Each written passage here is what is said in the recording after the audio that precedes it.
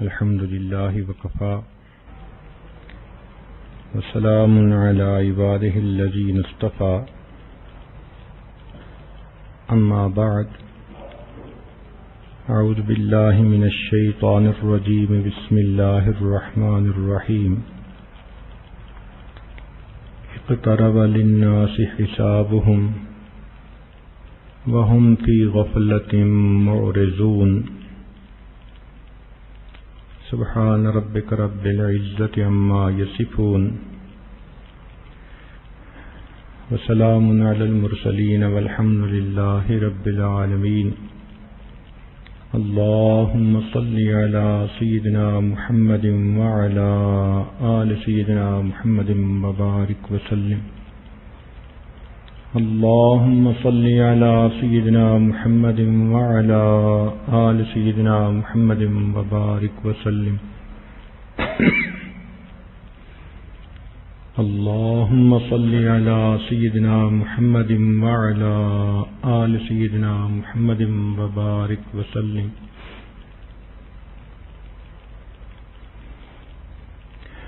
انسان اس دنیا میں اللہ رب العزت کا نائب،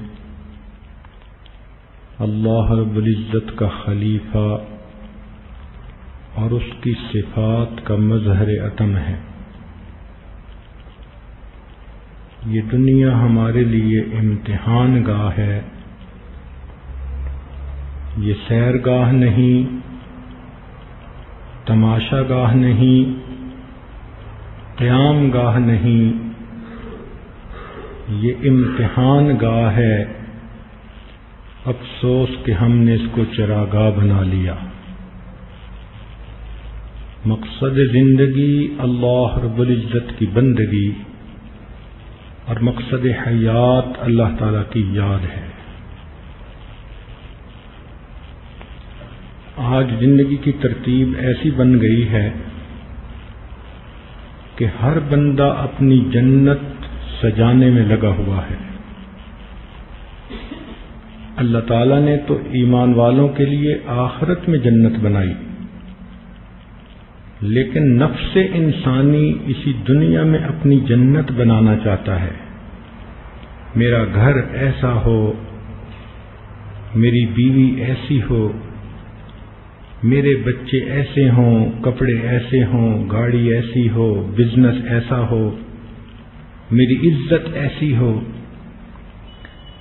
ان تمام چیزوں میں خوب سے خوب تر کی تلاش میں آج زندگی بسر ہو رہی ہے۔ گویا ہر بندہ اپنی پسند کی جنت بنانے میں لگا ہوا ہے، اور یہ اسے معلوم نہیں کہ دنیا کی اس جنت کو جو بنانے میں لگا ہوں یہ بھی ہمیشہ نہیں رہے گی، اور میں بھی اس میں ہمیشہ نہیں رہوں گا۔ بہت لوگ آئے جن کے پاس خزانے تھے اور انہوں نے اپنے من پسند کی زندگی گزارنے کے لیے انتظامات کیے، لیکن بالآخر وہ دنیا سے چلے گئے۔ وہ اس بات کو بھول گئے کہ ہم تو راستے کے راہی تھے، مسافر تھے۔ ہم نے اپنی منزل کی تیاری کرنے کی بجائے راستے میں ہی اپنا وقت ضائع کر دیا۔ جس طرح کوئی بھی عقل مند انسان پل کے اوپر گھر نہیں بناتا، اسی طرح کوئی بھی عقل مند انسان دنیا سے دل نہیں لگاتا۔ ہم یہاں مہمان ہیں۔ نبی علیہ السلام نے ارشاد فرمایا، کن فی الدنیا کأنک غریب، تم دنیا میں ایسے زندگی گزارو جیسے کوئی پردیسی ہوتا ہے۔ ہمارا وطن اصلی جنت ہے، دنیا وطن اقامت ہے۔ کچھ وقت کے لیے ہم یہاں بھیجے گئے، اور وہ وقت بھی تیاری کے لیے دیا گیا، لیکن ہم اصلی مقصد کو بھول کر ساری امیدیں، ساری آرزویں، ساری تمنائیں اسی دنیا میں لگا لیتے ہیں۔ بیٹے کی شادی کرنی ہے تو ایسی کریں کہ بس لوگ یاد ہی رکھیں، بیٹی کی شادی کرنی ہے تو بس ایسے کرنی ہے کہ پھر لوگ یاد رکھیں۔ یہ جو ہمارے نفس کے اندر ایک چاہت ہے نا کہ ہم اپنی من پسند کا ہر کام کر لیں، یہ انسان کو برباد کر دیتی ہے۔ اس لیے پھر وہ اپنی آرزوؤں کو پورا کرنے کے لیے جائز ناجائز کی تمیز کو ختم کر دیتا ہے۔ اسے اپنی منشا کو پورا کرنا ہے، اللہ تعالی کی منشا کو پورا کرنا اسے یاد نہیں رہتا، اور یہی دھوکہ ہے۔ اس لیے دنیا کو دار الغرور کہا، دھوکے کا گھر۔ یہ دھوکہ لکھے پڑھوں کو بھی لگ رہا ہے، عقل مندوں اور سمجھداروں کو بھی لگ رہا ہے، دانا اور بینا لوگوں کو بھی لگ رہا ہے، بڑی اچھی صلاحیتوں والے لوگ ہیں، لیکن ان کی زندگی کا مرکز و محور اسی دنیا کی آسائشیں۔ اللہ تعالیٰ ارشاد فرماتے ہیں، قُلْ هَلْ نُنَبِّئُكُمْ بِالْأَخْسَرِينَ أَعْمَالًا، کیا میں تمہیں نہ بتاؤں کہ اعمال میں سب سے زیادہ خسارہ پانے والے لوگ کون ہیں؟ الَّذِينَ ضَلَّ سَعْيُهُمْ فِي الْحَيَاةِ الدُّنْيَا، وہ لوگ جن کی ساری کوششیں اسی دنیا کی زندگی کو بنانے میں لگ گئیں، وَهُمْ يَحْسَبُونَ أَنَّهُمْ يُحْسِنُونَ صُنْعًا، اور وہ سمجھتے ہیں کہ ہم تو بڑے اچھے کام میں لگے ہوئے ہیں۔ آج بے نمازی سے پوچھئے کیا حال ہے، جواب ملے گا جو گزر جائے واہ واہ ہے۔ اب سوچئے کہ دن رات تو اللہ تعالیٰ کی نافرمانی ہو رہی ہے، آخرت بگڑ رہی ہے، جہنم کے جانے کا راستہ ہموار ہو رہا ہے، اور پوچھنے پہ جواب ملتا ہے کہ جو گزر جائے واہ واہ ہے۔ تو یہ غفلت کیسے دور ہو؟ اس کے لیے ہمیں ان محفلوں میں اندر اور من کی آنکھ کو کھولنے کی ضرورت ہے۔ آج تو بچی پیدا ہوتی ہے تو ماں کو فکر لگ جاتی ہے کہ یہ جب جوان ہو کر شادی شدہ بنے گی تو جہیز کیسے اس کو اچھا دے سکوں گی۔ ہر ماں سمجھتی ہے کہ اگر بیٹی اچھا جہیز لے کر نہ گئی تو سسرال والوں میں اس کی کیا عزت ہوگی۔ ابھی بچی تو گڑیوں میں کھیل رہی ہے، کھلونوں میں ہے، ماں اپنے بارے میں کیوں نہیں سوچتی کہ میں نے بھی اپنے اللہ رب العزت کے دربار میں پیش ہونا ہے، اگر میں وہاں نیکیوں کا جہیز لے کر نہ گئی تو میری وہاں عزت کیا ہوگی، میں اپنے رب کو کیا منہ دکھاؤں گی۔ ذرا سی کوئی بات ہوتی ہے، تقریب میں جانا، لوگوں سے ملنا، عورتیں فوراً منہ دھوتی ہیں، کپڑے اچھے پہنتی ہیں، تیار ہوتی ہیں۔ کیا معاملہ؟ ہر ملاقات کے لیے تیاری، ہر تقریب کے لیے تیاری۔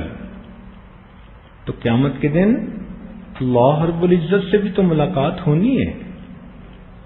اللہ تعالی ارشاد فرماتے ہیں، من کان یرجو لقاء ربہ، جس کو یقین ہو کہ میں نے اپنے اللہ سے ملاقات کرنی ہے، فلیعمل عملا صالحا، اسے چاہیے کہ وہ نیک اعمال کرے، ولا یشرک بعبادۃ ربہ احدا، اپنے رب کی عبادت میں کسی کو شریک نہ بنائے، یعنی اپنے دل میں کسی غیر کی محبت کو نہ آنے دے۔ یہ جو نفسانی، شیطانی، شہوانی تعلقات ہوتے ہیں، یہ حقیقت میں شرک ہوتا ہے۔ بندہ سمجھتا ہے بس تو میرا دین ایمان سجنا، وہ محبت جو اللہ رب العزت کا حق ہے ہم وہ مخلوق کو دے رہے ہوتے ہیں۔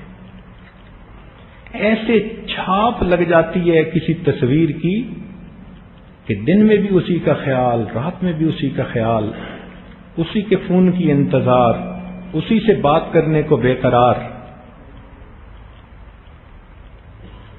وَمِنَ النَّاسِ مَن يَتَّخِذُ مِن دُونِ اللَّهِ أَندَادًا يُحِبُّونَهُمْ كَحُبِّ اللَّهِ۔ یہ بت ہیں جو انسان بت پرست بنتا ہے۔ شہوت پرستی، زن پرستی، زر پرستی، نفس پرستی، یہ سب کی سب بت پرستی ہی کی اقسام ہیں۔ خدا پرستی کوئی اور چیز ہوتی ہے۔ تو آج آپ اگر غور کریں تو ہماری آرزوئیں اور تمنائیں سب اسی دنیا کے بارے میں، الا ما شاء اللہ۔ کاش کہ ہم اللہ رب العزت کی رضا کو اپنی آرزو بنا لیتے۔ تیری دعا سے قضا تو بدل نہیں سکتی، مگر ہے اس سے یہ ممکن کہ تو بدل جائے۔ تیری دعا ہے کہ ہو تیری آرزو پوری، میری دعا ہے تیری آرزو بدل جائے۔ اللہ کرے ہمارے امیدوں کی انتہا، ہماری محبتوں کا مرکز اور محور اللہ رب العزت کی ذات بن جائے۔ ہم اسی کی یاد میں زندگی گزاریں، اسی کے لیے اداس ہوں، اسی کے لیے دن گزاریں، راتیں گزاریں، یوں گویا ہم اللہ تعالی سے ملاقات کے انتظار میں ہیں۔ اس کو کہا التجافی عن دار الغرور والانابۃ الی دار الخلود۔ تو دنیا کی زندگی تو ایک عارضی اور فانی زندگی ہے، بالآخر ختم ہو جانی ہے۔ اور نبی علیہ الصلوۃ والسلام نے ارشاد فرما دیا، بلکہ قرآن مجید میں آیا اقترب للناس حسابهم، انسانوں کے حساب کا وقت قریب ہو گیا، وہم فی غفلۃ معرضون، اور وہ اپنی غفلت کے اندر سرگرداں ہیں۔ ہمیں احساس ہی نہیں، ہر دن ہمیں ہماری قبر کے قریب سے قریب تر کر رہا ہے، ہماری زندگی کی مہلت کم ہوتی چلی جا رہی ہے، اور ہم اس بات سے بے پرواہ ہو کر زندگی گزارتے ہیں۔ امام غزالی رحمۃ اللہ علیہ فرماتے ہیں، اے دوست، تجھے کیا معلوم کہ بازار میں وہ کپڑا پہنچ چکا ہو جسے تیرا کفن بننا ہے۔ ہم موت کو بھول جاتے ہیں، موت تو ہمیں نہیں بھولتی۔ تو اس کے لیے بہتر یہ کہ ہم اپنے آپ کو آخرت کے لیے تیار کر لیں، اپنے پروردگار کو راضی کرنے کے لیے کوششیں کر لیں۔ نبی علیہ الصلوۃ والسلام نے قرب قیامت کی بہت سی علامات بتائیں، جن میں سے آج کتنی علامتیں ہم اپنی آنکھوں سے پوری ہوتے ہوئے دیکھ رہے ہیں۔ مثلاً ایک حدیث پاک میں نبی علیہ السلام نے ارشاد فرمایا، جب مکہ مکرمہ کے پیٹ کو چیر کے راستے بنا دیے جائیں۔ کیا مطلب؟ آج پہاڑوں کے اندر ٹنلز بنا کر انٹرنل رنگ روڈ اور آؤٹر رنگ روڈ بنا دی گئی ہیں۔ آنکھ سے بندہ دیکھتا ہے کہ مکہ مکرمہ کے پیٹ کو چیر کے راستے بنا دیے گئے ہیں، اور پھر فرمایا کہ جب مکانات پہاڑوں کے برابر اونچے ہو جائیں۔ آج آپ حرم سے باہر نکلیں تو آپ کو سامنے جو ہوٹل نظر آتے ہیں ان کی بلندی پہاڑوں سے بھی زیادہ اونچی ہے۔ 1400 سال پہلے جب سنگل سٹوری مکان بنانے کی عادت عام تھی، مشینری بھی نہیں تھی اور سول بلڈنگز کا ڈیزائن بھی نہیں تھا، اس وقت یہ بات کر دینا کہ جب مکانات پہاڑوں کے برابر اونچے ہو جائیں یہ عام بندے کے بس کی بات نہیں. ایسے لگتا ہے کہ نگاہ نبوت آج کے ان حالات کو اپنی آنکھوں سے دیکھ کے بات کر رہی تھی. تو اس حدیث پاک میں جو دو نشانیاں ہیں ہم اپنی آنکھوں سے پوری ہوتے ہوئے ان کو دیکھ رہے ہیں. تو فرمایا جب مکہ کے پیٹ کو چیر کے راستے بنا دیے جائیں اور عمارتیں پہاڑوں کے برابر اونچی ہو جائیں تو تم قیامت کا انتظار کرنا. ایک حدیث پاک میں آتا ہے کہ ایک مرتبہ مدینہ طیبہ میں زور کی آندھی آئی تو ام المومنین میں سے کسی نے یہ کہہ دیا کہ اے اللہ کے نبی کہیں قیامت تو نہیں آ گئی. تو نبی علیہ الصلوۃ والسلام لیٹے ہوئے تھے.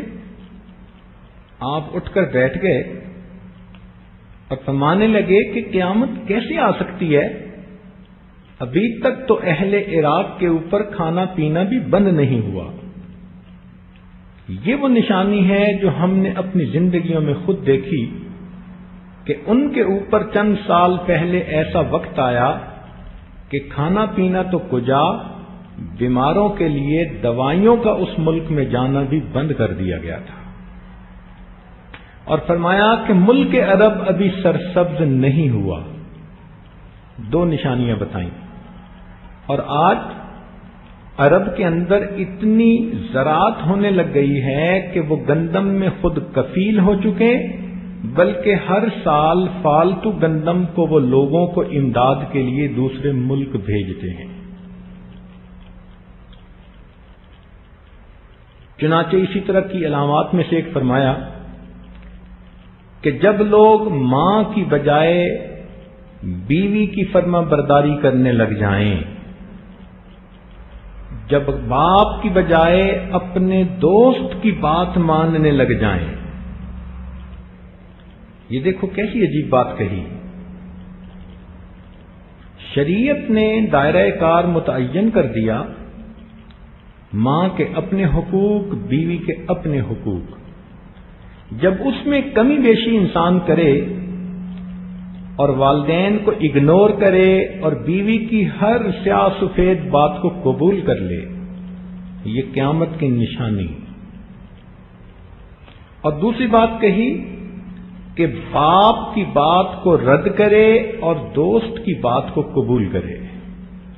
اور آج کل کے نوجوانوں میں یہ بات کثرت سے دیکھی جا رہی ہے.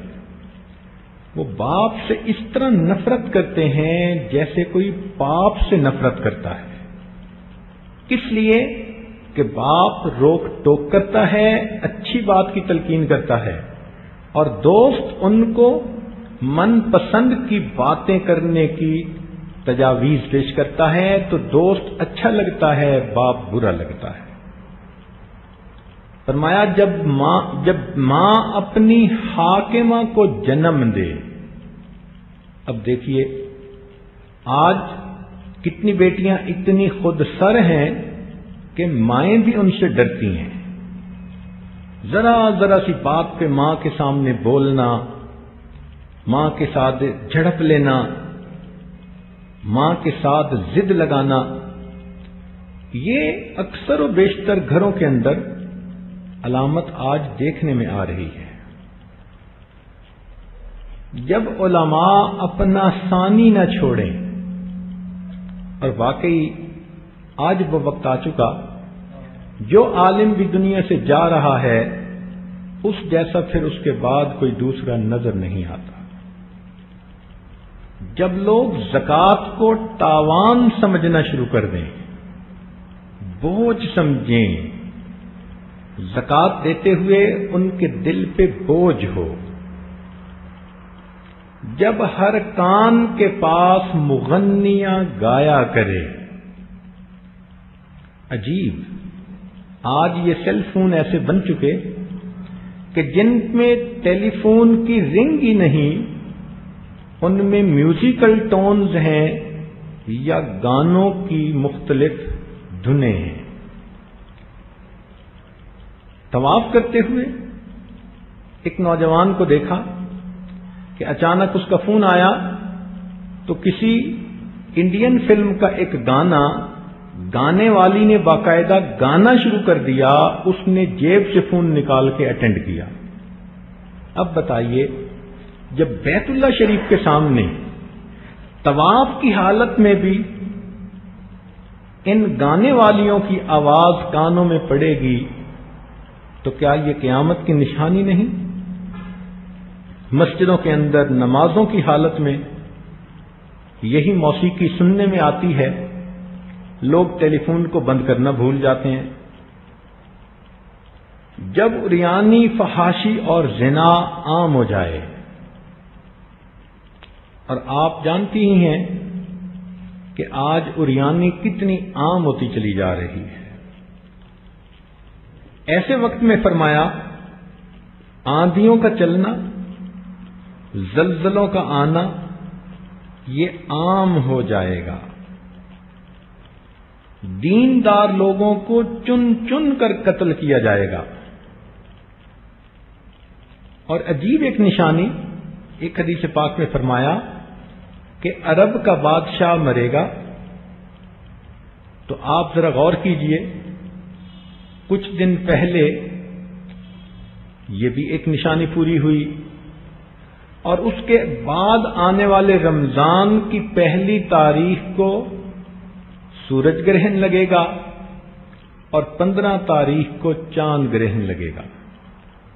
اور یہ ایسا رمضان ہے جو اب گزر رہا ہے کہ ان میں سے ایک گرہن پہلی تاریخ کو لگ چکا اور دوسرا 15 تاریخ کو لگ چکا، اور فرمایا کہ اس درمیان میں ایک ایسی آواز آئے گی جو پوری دنیا میں سنی جائے گی۔ ممکن ہے پاکستان کے بعض حصوں میں جو زلزلہ آیا، ایک ایسی آواز تھی جس کو پوری دنیا کے جانوروں نے بھی سنا اور خبروں کی شکل میں انسانوں نے بھی سنا۔ اور وہ زلزلہ بھی کیا تھا؟ اللہ اکبر، انسان کو اپنی بے بسی اور بے کسی بتانے کے لیے ایک سبق تھا۔ کئی مرتبہ انسان کو جب کھانا پینا مل جاتا ہے تو وہ خدا کے لہجے میں بولنا شروع کر دیتا ہے، تو بندوں کو ان کی اوقات یاد دلانے کے لیے اللہ تعالیٰ کئی مرتبہ زمین کو جھنجھوڑ دیتے ہیں۔ چنانچہ اس کی تھوڑی سی تفصیل عرض کر دوں عبرت حاصل کرنے کے لیے کہ زلزلے کی 2 وجوہات ہوتی ہیں، ایک طبعی اور دوسری شرعی۔ طبعی وجہ تو یہ ہوتی ہے کہ جب یہ زمین بنی تو انتہائی گرم حالت میں تھی، اوپر کی سطح ٹھنڈی ہو گئی، مگر اس کے اندر کور کے اندر ابھی بھی مولٹن میٹل موجود ہے، آگ موجود ہے۔ اب وہ جب کبھی آپس میں سیٹل ہوتی ہے تو زمین کے اوپر زلزلہ کی کیفیت محسوس ہوتی ہے۔ یہ زلزلہ مختلف حصوں میں آتا رہتا ہے، حتیٰ کہ ہر دن میں دنیا میں 100 زلزلے آتے ہیں، مگر چونکہ معمولی ہوتے ہیں لوگ ان کو نوٹ ہی نہیں کر پاتے، آلات کے ذریعے سے ان کا پتہ چلتا ہے۔ تو ایک تو ہوتی ہے طبعی وجہ اور ایک ہوتی ہے شرعی وجہ۔ وہ کیا چیز کہ کبھی کبھی انسانوں کے اعمال اتنے بگڑ جاتے ہیں کہ اللہ تعالیٰ ان کو جگانے کے لیے زمین کے ٹکڑے کو حکم دیتے ہیں تو زمین ہلتی ہے۔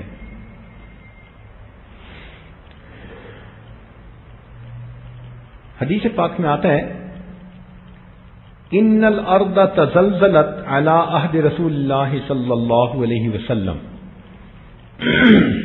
نبی علیہ الصلوۃ والسلام کے زمانے میں زمین میں ایک مرتبہ زلزلہ آیا، فوضع یدہ علیہا، آپ نے اپنا مبارک ہاتھ زمین پر رکھا، ثم قال اسکن، پھر حکم فرمایا کہ تو ٹھہر جا، فإنه لم يأن لك بعد، ابھی قیامت قائم ہونے کا وقت نہیں آیا۔ ثم التفت الى اصحابہ، پھر نبی علیہ السلام صحابہ کی طرف متوجہ ہوئے، فقال، ارشاد فرمایا، ان ربکم لیستعتبکم فاعتبوہ، بے شک تمہارا پروردگار چاہتا ہے کہ تم توبہ طائب ہو جاؤ، بس تم توبہ کرو۔ تو گویا نبی علیہ الصلوۃ والسلام کی زبان فیض ترجمان سے یہ پتہ چلا کہ انسانوں کو اللہ تعالی چاہتے ہیں کہ وہ توبہ طائب ہوں، اپنی غفلتوں سے، سستی سے، گناہوں سے، بدکاریوں سے، تو اللہ رب العزت اس کے لیے زمین کو ہلا دیتے ہیں۔ چنانچہ ایک اور روایت میں ہے، زلزلت المدینۃ علی عہد عمر رضی اللہ تعالی عنہ، عمر لانو کے زمانے میں، زمانے خلافت میں مدینہ میں زلزلہ آیا، فقال ما ھذا، آپ نے حیران ہو کر کہا یہ کیا ہے؟ ما اسرع ما احدثتم لئن عادت لا تجدونی فیہا، تم میں سے کون ہے جس نے کسی نئی بات کا ارتکاب کیا، اگر ایسا پھر ہوا تو میں تمہارے درمیان نہیں رہوں گا۔ یعنی انہوں نے یہ کہا کہ یہ زلزلہ کسی نہ کسی عمل کی وجہ سے آ جاتا ہے۔ چنانچہ حدیث پاک میں ہے کہ سیدہ عائشہ صدیقہ رضی اللہ تعالی عنہا سے پوچھا گیا کہ زلزلہ کیوں آتا ہے؟ تو انہوں نے فرمایا کہ جب عورتیں غیر مردوں کے لیے خوشبوئیں استعمال کریں۔ کیا عجیب بات کہی۔ اور آج آپ دیکھیں تو عورتیں خامند کے لیے تو خوشبو کم استعمال کرتی ہیں، اور باہر نکل کر تقریبات میں جانے کے لیے خوشبوئیں زیادہ استعمال کرتی ہیں۔ کتنی نوجوان بچیاں ہیں سکولوں میں خوشبوئیں لے کے جاتی ہیں، اپنے کزنز کے لیے خوشبوئیں استعمال کرتی ہیں۔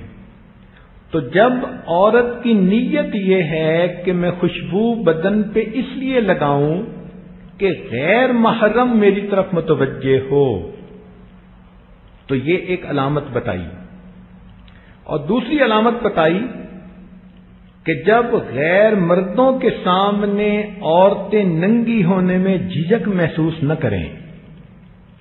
اب دیکھیے یہ کتنی عجیب علامت بتائی کہ جب عورتوں کو جھجک ہی محسوس نہ ہو۔ اب دیکھیں اس ننگا ہونے کے بھی درجات ہیں۔ چہرے کا ننگا ہونا اس کو تو برا ہی نہیں سمجھتی، یہ تو ہمارے کزن ہیں، یہ خالہ کا بیٹا، یہ ماموں کا بیٹا۔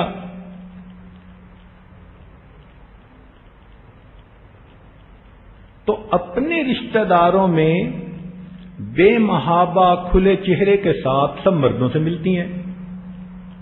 اس گناہ کا ارتکاب تو عام ہو گیا ہے، اور کچھ کہتی ہیں کہ جی چہرے کا تو پردہ ہی نہیں، مفتیہ بھی بن بیٹھتی ہیں۔ ان سے ایک بات پوچھوں کہ احرام کی حالت میں عورت کو جو حکم دیا گیا کہ چہرے کو کپڑا نہ لگے، یہ اس بات کی دلیل نہیں کہ احرام کے علاوہ حالت میں چہرے پہ کپڑا ہونا چاہیے۔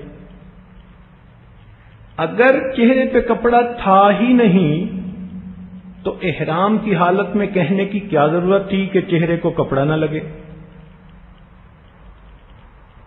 اب اس کا یہ مطلب نہیں کہ احرام کی حالت میں چہرہ کھول لیں، نہیں، اس طرح سے کپڑا لیں کہ وہ چہرے سے ذرا دور رہے، مگر غیر محرم مردوں سے پردہ کرنا تو لازم ہے۔ قرآن عظیم الشان میں اللہ تعالی امہات المومنین کو فرماتے ہیں، صحابہ کو فرماتے ہیں کہ جب تم نے ایک دوسرے سے کوئی چیز لینی ہو فَاسْأَلُوهُنَّ مِنْ وَرَاءِ حِجَابٍ، تم پردے کے پیچھے سے ان سے سوال کرو۔ اگر چہرے کا پردہ نہیں تھا تو پھر پردے کے پیچھے کی کیا بات تھی؟ آخر قرآن کے یہ الفاظ کیوں موجود ہیں؟ تو آج کھلے چہرے کے ساتھ سب کے سامنے چلے جانا، اس کو تو معیوب ہی نہیں سمجھتی۔ اور اس سے آگے کتنی نوجوان بچیاں ایسی ہیں جو اپنا سر ہی نہیں ڈھانپتی، تو سر ننگا کرنا، سینہ نہیں جھانپتی، بازو بھی آدھے آدھے ننگے ہوتے ہیں۔ تو اس ننگے پن کے بھی درجات ہیں۔ بہت ساری بچیاں ایسی ہیں جو کسی نہ کسی درجے میں آج اس گناہ کی مرتکب ہو رہی ہیں، اور گھر میں کام کرنے والے مردوں کو تو وہ اپنا محرم سمجھتی ہیں، حالانکہ یہ کام کرنے والے مرد ان کے غلام تو نہیں نا۔ تو جو فرمایا کہ جب عورتیں غیر مردوں کے سامنے ننگی ہونے میں جھجک محسوس نہ کریں، کیا آج گھر کے کام کرنے والے مردوں کے سامنے کھلے چہرے آنے پر کوئی جھجک محسوس کرتی ہے؟ تو معلوم ہوا کہ اس میں ہم بھی کسی نہ کسی درجے ملوث ہیں۔ تو تین باتیں ام المومنین نے فرمائی۔ ایک بات، جب عورتیں غیر محرم مردوں کی نیت سے خوشبوئیں استعمال کریں، جب عورتیں غیر محرم مردوں کے سامنے ننگی ہونے میں جھجک محسوس نہ کریں، جب شراب اور موسیقی عام ہو جائے تو تم زلزلوں کا انتظار کرنا۔ اسی لیے عبداللہ ابن مسعود اللہ عنہ نے فرمایا، ما ظہر فی قوم الزنا ولا ربا الا احلوا بانفسہم عقاب اللہ۔ کسی قوم میں زنا اور ربا ظاہر نہیں ہوتا۔ ربا کہتے ہیں سود کو، یعنی دو گناہ بتائے، ایک زنا کا گناہ اور دوسرا ربا کا گناہ۔ اب یہ زنا کا گناہ بھی عام ہے، ایک ہے مبادیات زنا، یہ تو بہت عام ہو چکی، آنکھوں کا زنا، غیر محرم کی طرف دیکھنا۔ آج 100 میں سے قسمت والے ہی چند ایک ہوں گے جو اپنی نگاہوں کی 100% حفاظت کرتے ہوں گے، وگرنہ تو مردوں کی نگاہیں عورتوں کو تلاش کرتی پھر رہی ہیں، اور عورتوں کی الٹی سیدھی نگاہیں مردوں پہ پڑتی پھر۔ تو نگاہوں کا زنا عام، پھر کانوں کا زنا بھی عام۔ یہ سیل فون ایسی مصیبت ہے، گھنٹوں غیر محرموں کے ساتھ فون پہ باتیں ہو رہی ہوتی ہیں، میسج دیے جا رہے ہوتے ہیں، تو یہ کان کا زنا ہو گیا۔ دل کے اندر غیر کے تصور کو باندھا، یہ دل کا زنا ہو گیا۔ چل کے گئے ملاقات کے لیے تو یہ پاؤں کا زنا ہو گیا۔ تو مبادیات زنا اگر آپ دیکھیں تو یہ تو بہت عام ہو گئی ہیں۔ گو کہ جو کامل زنا ہے اس میں کچھ مجبوریاں ہوں، رکاوٹیں ہوں، تو اس کی کثرت ہونے کی وجہ سے، اور فرمایا کہ سود عام ہونے کی وجہ سے۔ اور آج کتنے کاروباری لوگ ہیں جنہوں نے اپنے اکاؤنٹ سود والے کھلوائے ہوئے ہیں، اور یہ ایسا ہی ہے جیسے پاک چیز میں پیشاب کی ملاوٹ کر لی جاتی ہے، تو وہ پوری کی پوری ناپاک ہو جاتی ہے۔ فرمایا جب کسی قوم میں یہ دو چیزیں ظاہر ہو جائیں تو وہ اپنے آپ کو اللہ کے غصے کے لیے، عذاب کے لیے حقدار بنا دیتے ہیں۔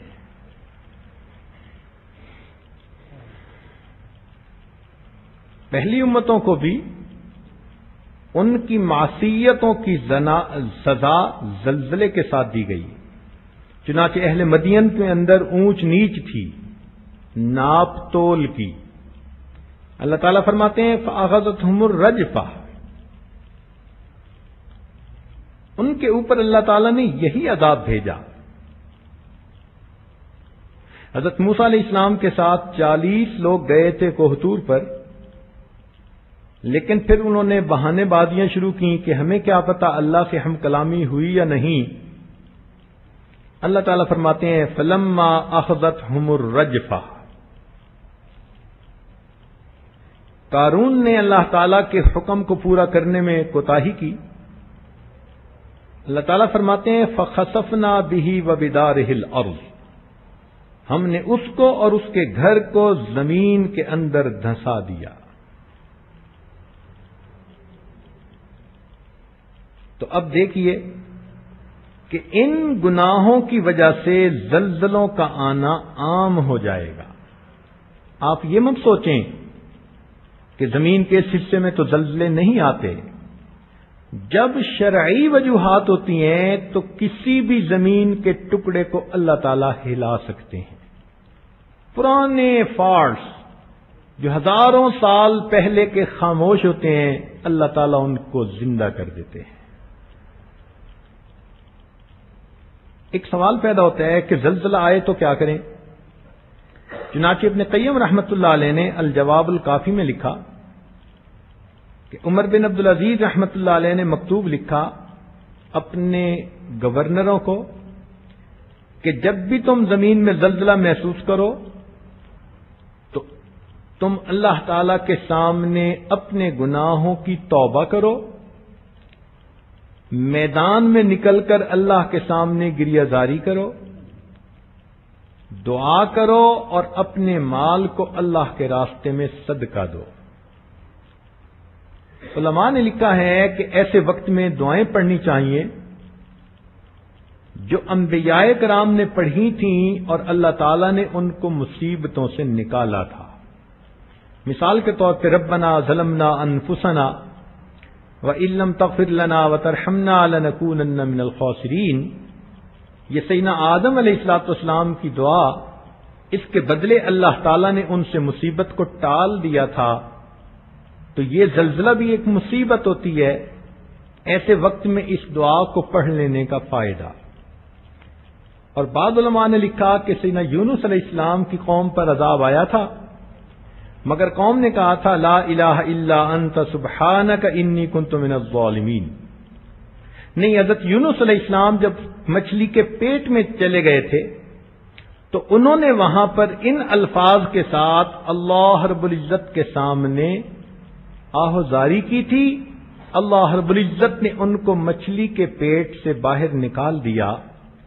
اسی طرح انسان کسی مصیبت کے پیٹ میں پھنس جائے تو ان کلمات کو پڑھنے کے لیے اس مصیبت کی مچھلی کے پیٹ سے اللہ تعالیٰ اس بندے کو نکال دیتے ہیں۔ در مختار کتاب الکسوف میں لکھا ہے کہ اگر زلزلہ آئے صلی الناس فرادا فی منازلہم، لوگوں کو چاہیے کہ اپنے گھروں میں الگ الگ نماز پڑھیں، وَإِن شَاءُوا دَعَوْا، اور اگر وہ چاہیں تو دعا کریں، وَلَمْ يُصَلُّوا، اگر نماز نہیں پڑھ سکتے، وَالصَّلَاةُ أَفْضَل، لیکن نماز پڑھنا افضل ہے، کیونکہ حدیث پاک میں آتا ہے کہ کان رسول اللہ صلی اللہ علیہ وسلم اذا حزبه امر فزع الى الصلاة، نبی علیہ السلام کو جب بھی کوئی امر پیش آتا تھا تو وہ فوراً نماز کی طرف متوجہ ہوا کرتے تھے۔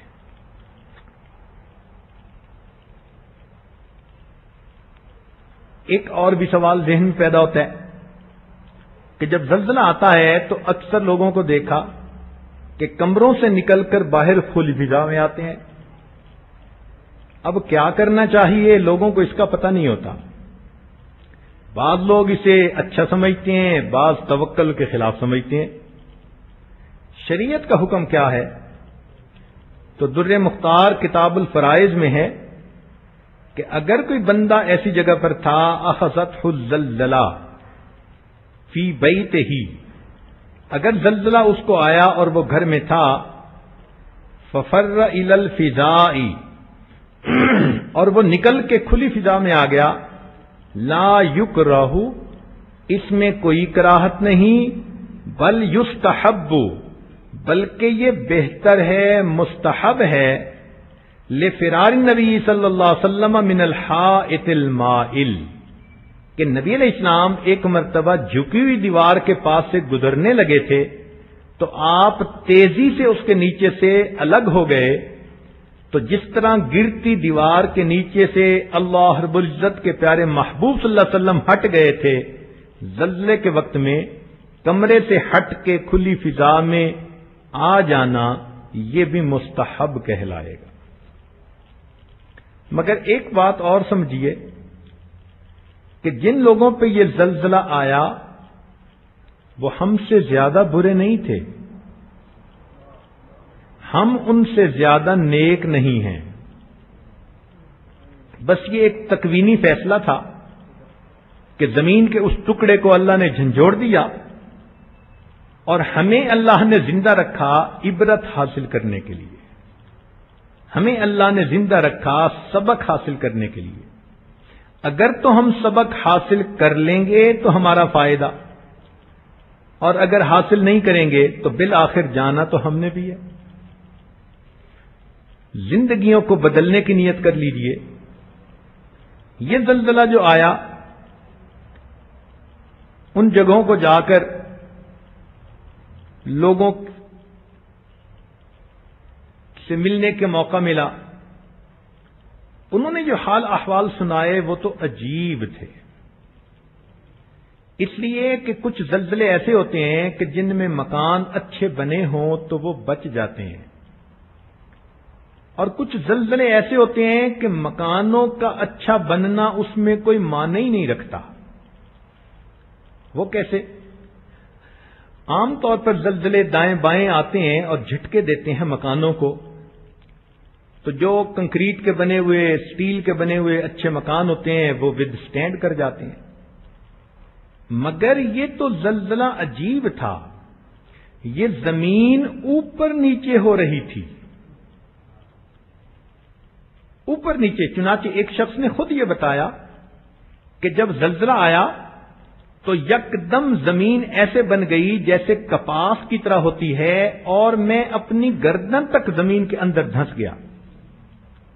اور جب دوسری ویو آئی تو زمین نے مجھے اچھال کے باہر نکال دیا، اور اس طرح اللہ نے مجھے اس میں سے بچا لیا. چنانچہ ہم نے مسجدیں دیکھیں، 3 منزلہ مسجد تھی، اور اب اس کی آخری چھت زمین کے اوپر پڑی نظر آتی تھی. پوری کی پوری مسجد زمین کے اندر گڑ گئی تھی. یعنی جیسے کسی کیل کو کوئی شخص ٹھوکر لگا کر، ضرب لگا کر زمین میں گاڑ دیتا ہے، اس طرح پورے کے پورے مکان زمین کے اندر دھسا دیے گئے. اب ایسے میں مکان کیا کریں گے؟ چنانچہ ہمارے ایک عالم ہیں قریبی تعلق والے، بہت ہی عزیز ہیں، وہ اپنے گاؤں میں گئے کہ میں والدین کا جا کے پتہ کروں. ان کو 1 دن پورا لگا اور ان کو اپنا گاؤں ہی کہیں نہیں ملا. وہ حیران تھے، میں نے زندگی گزاری یہاں، میرا گاؤں کہاں؟ بالآخر وہاں کے کسی بندے نے کہا کہ یہ جو 2 پہاڑ ہیں تم یاد کرو، ان کی چوٹیاں تمہیں جانی پہچانی نظر آتی ہیں. اس نے کہا یہ 2 پہاڑ دونوں قریب ہو گئے اور پوری کی پوری بستی ان پہاڑوں کے نیچے دب گئی. چنانچہ اس عالم کے 325 رشتہ دار اس میں فوت ہو گئے. اب بتائیے، چند منٹ کا زلزلہ اور ایک بندے کے 325 رشتہ دار دنیا سے چلے جاتے ہیں. ہمارے ہاں ایک بچی جامعہ میں پڑھتی ہے، اس کے ماں باپ، بہن بھائی، ان کے چھوٹے بچے جتنے بھی تھے، سارے کے سارے اپنے گھر سمیت زمین کے اندر چلے گئے. اب وہ اکیلی بچی دنیا میں موجود ہے. یہ عبرت کی باتیں ہیں ہمیں جھنجھوڑنے کے لیے کہ ہم ذرا آنکھیں کھولیں. کہ ہمارے ساتھ بھی کیا معاملہ پیش آ سکتا ہے۔ چنانچہ ہمارے قریبی تعلق والے ایک دوست ہیں، یہ واقعہ ان کی کزن کے ساتھ پیش آیا۔ وہ ماشاءاللہ جوان العمر ہیں، ایک میجر کی بیوی ہیں۔ کہتی ہیں کہ میری ایک بیٹی ہے کوئی 4 سال کی، اور اللہ نے ایک بیٹا دیا، وہ ابھی 2-3 ماہ کا تھا۔ چنانچہ وہ، اس کا میاں اور دونوں بچے ایک ہی ڈبل بیڈ کے اوپر سو رہے تھے۔ تو وہ کہتی ہیں کہ اچانک چھوٹا بچہ ہلا جلا اور رویا جیسے اس کو فیڈ کی ضرورت ہوتی ہے۔ گو مجھے بہت نیند آئی ہوئی تھی، مگر ماں تھی، میں اس نیند میں سے اٹھی کہ میں اپنے بچے کو فیڈر دوں۔ اچانک میری نظر جو ساتھ والی دیوار پر پڑی تو مجھے اس میں ایک دراڑ پڑتی نظر آئی۔ میں نے فوراً اپنے میاں کو جگایا کہ یہ دیوار میں کیا ہو رہا ہے۔ وہ اٹھا اور اس نے دیکھا تو وہ کہنے لگا یہ تو دیوار میں دراڑ آ رہی ہے اور کمرہ گر جائے گا۔ چنانچہ اس نے بیٹی کو اٹھایا، میں نے چھوٹے بیٹے کو اٹھایا۔ جیسے ہی ہم اپنے کمرے سے باہر نکلے، پیچھے ہمارے کمرے کی چھت زمین پر آ گئی۔ ہمارے سامنے بالکونی تھی، وہ بالکونی کی چھت بھی زمین پر آ گئی۔ ہم درمیان میں ایک جگہ پر ٹریپ ہو گئے۔ میرے میاں نے ایک بڑی اینٹ اٹھائی اور کھڑکی کو دے ماری۔ جیسے ہی کھڑکی ٹوٹی تو اس نے باہر چھلانگ لگائی اور مجھے کہا کہ جلدی سے مجھے بچے پکڑاؤ۔ وہ کہتی ہے میں نے بیٹے کو پکڑایا، اس نے لیا اور زمین پہ ڈال دیا، پھر بیٹی کو زمین پہ ڈال دیا۔ میرے لیے اب کھڑکی سے چڑھ کے اترنا ذرا مشکل ہو رہا تھا۔ اس نے مجھے بالوں سے پکڑ کے کھینچا، بازوؤں سے پکڑ کے کھینچا، اور بالآخر جیسے میں باہر گئی، جس بالکونی میں ہم کھڑے تھے وہ چھت بھی زمین پر آ گئی۔ میں نے بیٹے کو اٹھایا، میرے میاں نے بیٹی کو اٹھایا اور ہم وہاں سے بھاگے، مگر ہم سے بھاگا نہیں جا رہا تھا۔ ایسے لگتا تھا جیسے کسی نے 20-20 کلو کا وزن ہمارے پاؤں کے ساتھ باندھ دیا ہے۔ پاؤں اٹھانا مشکل تھا۔ وہاں زمین کی گریویٹیشنل فورس بڑھ چکی تھی۔ وہ کہتے ہیں کہ میرا خاوند فوجی تھا، میجر تھا۔ وہ مجھے کہتے ہیں کہ آج تو قدم اٹھانا مشکل ہو رہا ہے۔ کہنے لگے ہم مشکل سے 50 قدم اس جگہ سے پیچھے ہٹے ہوں گے کہ جب پیچھے مڑ کے ہم نے دیکھا تو جتنی بستی ہماری تھی ساری کی ساری کے مکانات زمین کے اندر چلے گئے تھے۔ ہمیں فقط زمین نظر آ رہی تھی، کوئی مکان نظر نہیں آ رہا تھا۔ اب دیکھیے اللہ تعالیٰ اپنی نشانیاں دکھاتے ہیں کہ بندو تم اسی دنیا کی زندگی پہ مست ہو چکے ہو اور میرے حکموں کو تم توڑتے پھرتے ہو۔ میں اگر حکم دوں تو تمہاری ساری زندگی کی سہولتیں ایک لمحے کے اندر ختم ہو جائیں گی۔ تم اپنی بے بسی اور بے کسی کا خیال رکھو۔ تم اس عظیم پروردگار کے حکموں کو توڑتے ہو جس کے ہاتھوں میں زمین اور آسمان کی تنابیں ہیں۔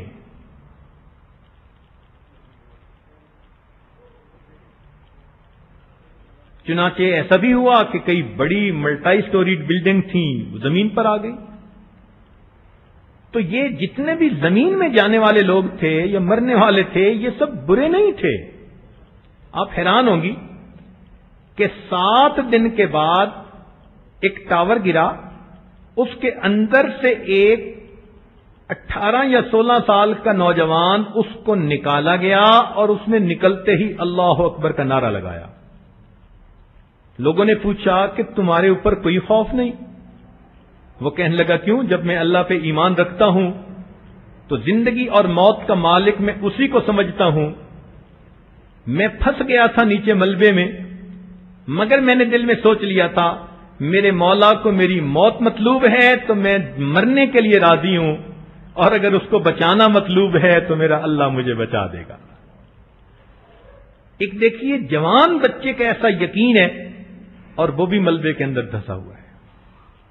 چنانچہ ایک بزرگ 10ویں دن بعد ملبے سے نکالے گئے جن کی عمر 85 سال تھی، اور 85 سال کی عمر میں جب ان کو نکالا تو بہت ان پر کمزوری تھی، اور وہ کہنے لگے ان 10-11 دنوں میں نہ میرا کوئی روزہ قضا ہوا نہ میری نماز قضا ہوئی. میرے پاس گھڑی تھی، میں وقت کے حساب سے روزے کی نیت بھی کر لیتا تھا، افطاری کی نیت بھی کر لیتا تھا، اور اپنے وقت پہ تیمم کر کے میں نماز بھی پڑھ لیتا تھا. تو بتانے کا مقصد یہ کہ یہ لوگ زمین کے اندر جن کو دھسا دیا گیا، مکان گرا دیے گئے، یہ لوگ ہم سے زیادہ برے نہیں تھے، بلکہ کتنے ہم سے زیادہ بہتر تھے. کتنی پاک دامن عورتیں تھیں، کتنے نیکوکار لوگ تھے، مگر اللہ کا تکوینی فیصلہ تھا زمین کے اس ٹکڑے کو ہلانا جہاں برے چلے گئے وہاں نیک بھی ساتھ چلے گئے. کیا ان حالات و واقعات کو سن کر ہم اپنے دل میں یہ نیت کر سکتے ہیں کہ ہم بھی آج اللہ تعالی کی نافرمانیوں سے سچی توبہ کرتے ہیں؟ اگر ہم اتنے بڑے بڑے واقعات کو دیکھ کر اور سن کر پھر بھی ہم بات کو نہیں مانیں گے تو اس کا مطلب ہے کہ ہم اپنی آخرت کو برباد کرنے پہ تل گئے. اللہ تعالیٰ فرماتے ہیں اولا یرون انہم یفتنون فی کل عام مرتن او مرتین ثم لا یتوبون ولا هم یذکرون. ہر سال اللہ تعالیٰ 1 یا 2 دفعہ دکھا دیتے ہیں. کہیں سونامی آ جاتا ہے، کہیں فلاں قسم کا طوفان آ جاتا ہے، کہیں زلزلہ آ جاتا ہے. یہ سب اللہ نشانیاں دکھا رہے ہیں. لوگو جاگو جاگو، تم غفلت کی نیند سوئے ہوئے ہو اور تمہارے آگے جانے کا وقت قریب آ چکا. آج ہم اپنے دلوں کو جھانک کے دیکھیں تو دل نفرتوں اور عداوتوں سے بھرے پڑے ہیں. کھلم کھلا اللہ تعالیٰ کے حکموں کی بغاوت کرنے میں جھجک محسوس نہیں کرتے. آج کا انسان دوسرے انسان کو کھا جانے کے لیے تیار ہے. ایسی صورت میں پھر اللہ رب العزت انسانوں کو جھنجھوڑتے ہیں. آپ سوچئے یہ جو زلزلہ آیا، کتنے مویشی تھے وہ بھی دنیا سے چلے گئے، کتنی زراعت تھی وہ بھی زمین کے اندر چلی گئی، کتنے نیک لوگ تھے وہ بھی دنیا سے چلے گئے.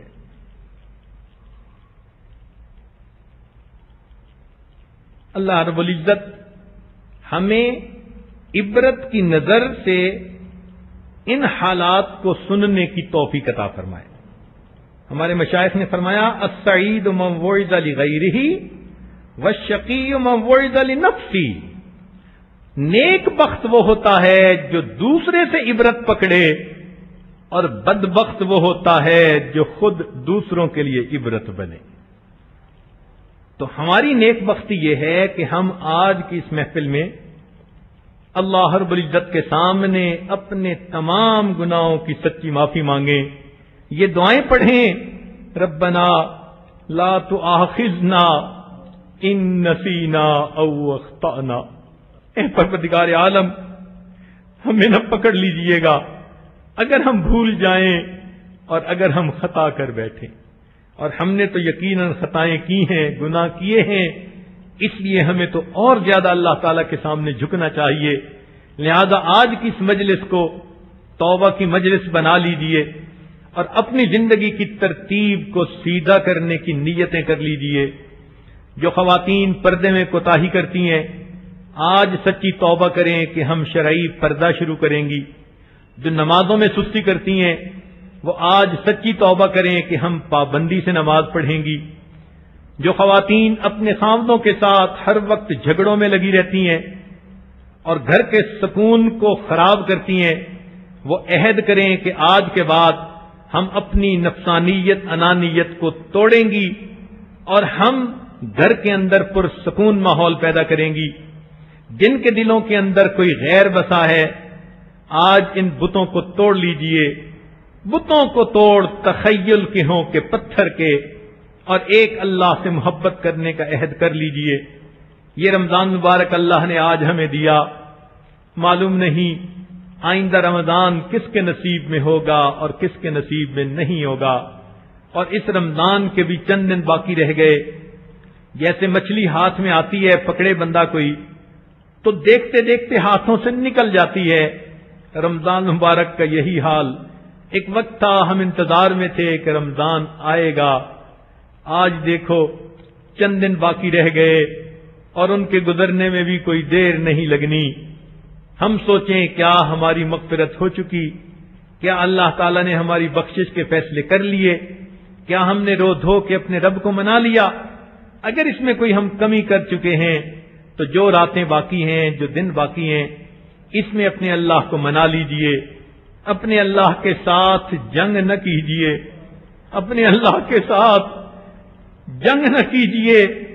جو اپنے اللہ سے ٹکرائے گا، حکموں کو اس کے توڑے گا، پھر اللہ تعالیٰ اس کی گردن کو مروڑے گا اور اس کو دوسروں کے لیے عبرت کا نشانہ بنا دے گا۔ بندوں کو بندگی سجتی ہے، اللہ کے سامنے جھک جائیے، معافی مانگ لیجئے، میرے مولا بہت گناہگار ہیں، بہت خطا کار ہیں، مگر آپ نے ہی اللہ تعالیٰ ہمیں مہلت دی ہے، اب ہماری توبہ کو قبول کر لیجئے اور آئندہ نفس اور شیطان کے مکر و فریب سے ہمیں بچا لیجئے۔ آج ہم نئے سرے سے مسلمان ہو رہی ہیں اور ایک نئی ایمانی اسلامی قرآنی زندگی بسر کرنے کا دل میں ارادہ کر رہی ہیں۔ ذرا سوچئے، اس جسم کو آپ نے زندگی میں کتنی مرتبہ سجایا، مخلوق کی خاطر۔ میں ابو سے ملنے جا رہی ہوں، امی سے ملنے جا رہی ہوں، میں میاں کے پاس جا رہی ہوں، مخلوق کی خاطر آپ نے اس جسم کو کتنی مرتبہ سجایا۔ کیا کبھی اس کو آپ نے اپنے رب کی ملاقات کے لیے بھی سجانے کی کوشش کی؟ اور رب کی ملاقات کی سجاوٹ تو یہ ہے کہ انسان کے کسی عضو سے کوئی گناہ نہ ہو اور وہ پاک جسم کو لے کر اپنے رب کے سامنے حاضر ہو۔ اے اللہ کے بندی، جب تو اپنے چہرے کو مخلوق کی خاطر ہزاروں دفعہ سجا چکی، اس چہرے کو اپنے رب کے لیے سجا لے۔ کبھی غسل کر اچھے صاف کپڑے پہن کے مصلی پہ آ کے کھڑی ہو جا، اللہ میں صلح کرنے کے لیے آئی ہوں، میرے مولا آج میں سب فاصلے ختم کرنے کے لیے آئی ہوں۔ اے اللہ، میں نفس کی جو ہے مکاریوں سے توبہ کر کے آج تیرے سامنے سر بسجود ہونے کے لیے آئی ہوں۔ رمضان کے اس بقیہ وقت میں کوئی تو تسلی کی 2 رکعتیں پڑھ لیجئے، اللہ کے سامنے کوئی ایسا سر جھکا دیجئے کہ میرے مولا کو پسند آ جائے۔ نشان سجود تیری جبی پر ہوا تو کیا، کوئی ایسا سجدہ کر کے زمین پر نشان رہے، کوئی ایسا ہم خلوص کا سجدہ کر جائیں ہمارے مولا کو پسند آ جائے اور اللہ تعالی ہمارے گناہوں کی مغفرت فرمائے۔ اللہ تعالی ان مجالس میں ہمیں توبہ کی نیت سے آنے کی اور اپنی زندگیوں کو بدل کر نیکوکاری کی زندگی کو اختیار کرنے کی توفیق نصیب فرمائے۔ وآخر دعوانا ان الحمد للہ رب العالمین۔